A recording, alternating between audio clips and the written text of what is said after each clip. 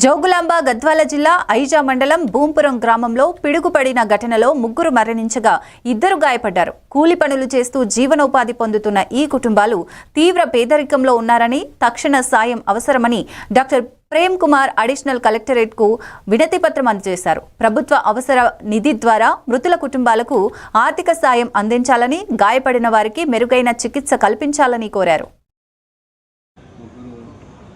మరణించడం జరిగింది.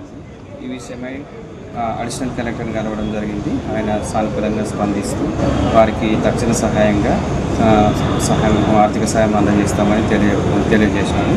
ఇంకోటి, ఈ పేద రైతులు కాబట్టి వీళ్ళ కుటుంబాలను ఆదుకోవాల్సిన బాధ్యత జిల్లా కలెక్టర్ మరియు ప్రభుత్వంపై ఆధారపడి ఉంది.